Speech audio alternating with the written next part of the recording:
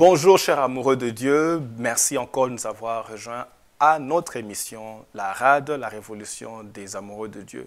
Une émission conçue pour nous équiper à aimer Jésus-Christ, l'époux, avec passion. Nous avons quelques minutes dans ces émissions, juste pour toucher des points qui vont juste nous challenger, nous édifier, à vraiment revoir et continuer à grandir dans notre amour pour Dieu.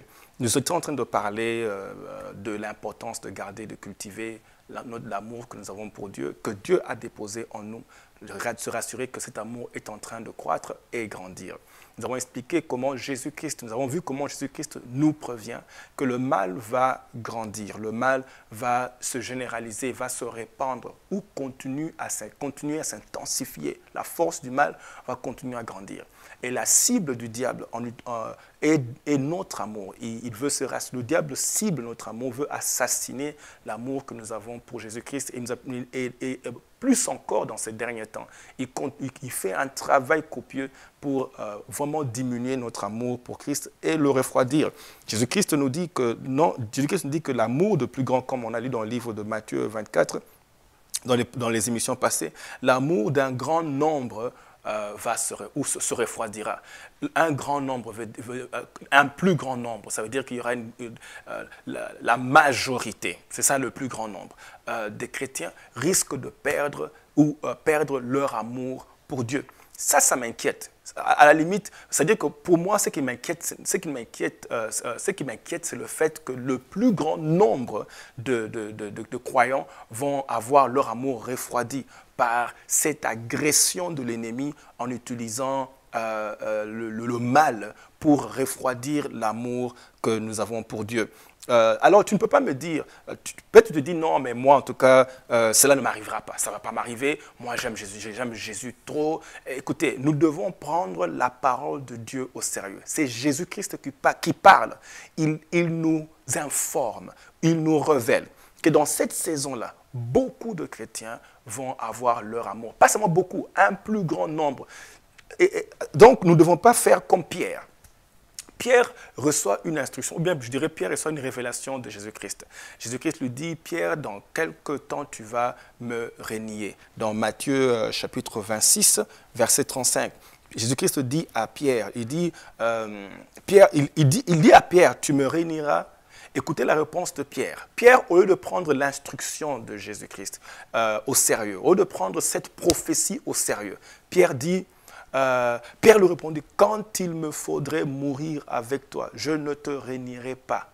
Et tous les autres disciples dirent la même chose. Écoutez, Jésus-Christ te prévient, il te dit, à la limite, si c'était un prophète ou quoi, tu peux dire, ok, bon, il s'est trompé. Mais ça, c'est Jésus-Christ qui te connaît. Jésus qui te connaît. Et Jésus qui sait ce qui viendra. Il te connaît et il sait ce qui arrive. Il sait que l'intensité du mal qui est en train de venir, tu ne pourras pas le supporter. Alors, il te prévient. Il te dit, tu vas bientôt me renier. Quand Jésus-Christ est en train de prévenir, il ne dit pas que c'est insurmontable. Parce que s'il prévient, ça veut dire qu'il nous donne la capacité de surmonter. Mais en fait, il nous prévient pour qu'on se prépare. Tu dois te préparer. Tu dois te dire, que dois-je faire maintenant pour me préparer à affronter ce qui est en train de venir. C'est ce que Jésus-Christ est en train de dire. Il prévient. Donc, il te dit, tu vas bientôt me renier. Pierre, au lieu de prendre, et vous allez voir, si je peux me précéder dans l'histoire, Jésus-Christ dit à Pierre que tu vas bientôt me renier. Pierre dit non, en tout cas, ça ne va jamais arriver.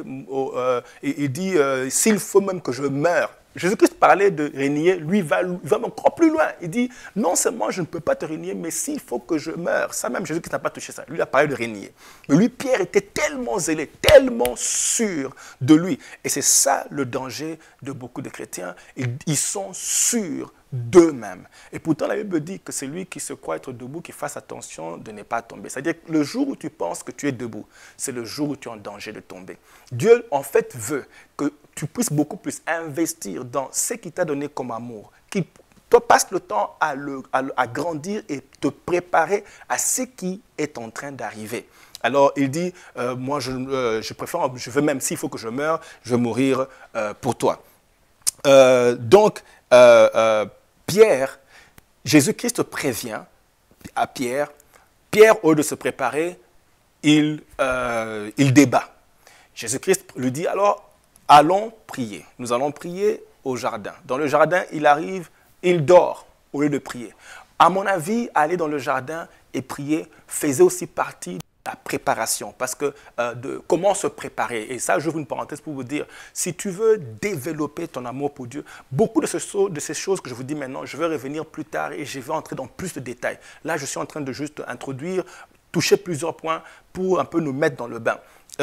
Pierre, l'une des choses que tu peux faire pour développer ton amour, c'est augmenter tes heures de prière. Jésus-Christ prend Pierre et l'amène dans le jardin qu'on appelle Gethsemane. Il amène tous les disciples.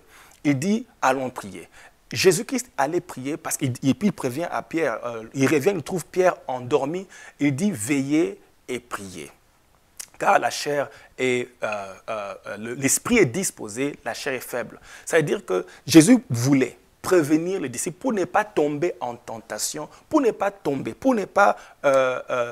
devant le temps difficile qui venait.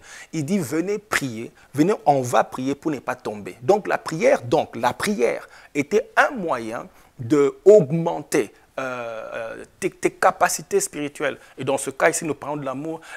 Plus tu pries, plus aussi ton amour pour Dieu est préservé, plus aussi tu peux garder, surveiller. Dans la prière, tu peux surveiller. Parce que dans la prière, Jésus-Christ a dit veiller.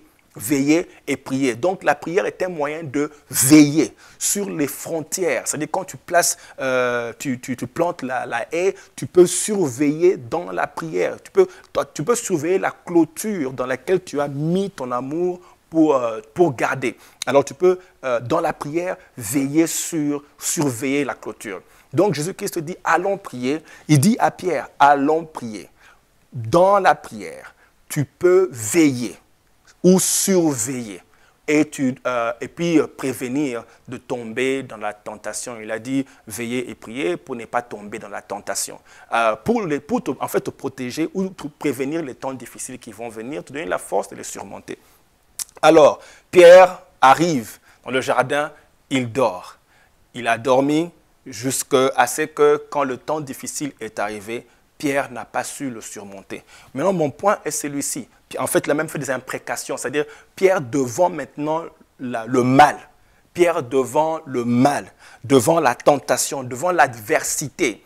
J'aimerais vous poser la question. Est-ce que vous vous êtes déjà posé la question de savoir comment vous réagirez devant l'adversité? Comment vas-tu réagir quand l'adversité est forte? Qu'est-ce que tu vas faire? Je ne dis pas imagine, mais pose-toi la question et commence à réfléchir. Qu'est-ce que tu feras devant une forte adversité? Vas-tu nier Jésus ou ton amour pour Jésus sera toujours fort pour surmonter l'adversité? Nous allons continuer à parler. Comme je vous ai dit, on a juste quelques minutes, mais c'est des minutes qui vont nous aider, qui nous challengent et nous aident à réfléchir et aussi à évaluer et même à apprendre comment aimer Jésus-Christ davantage. Jésus, l'amoureux de nos âmes. Que Dieu vous bénisse et merci encore de nous avoir rejoints. Nous allons nous retrouver à la prochaine émission. Que Dieu vous bénisse. Au revoir.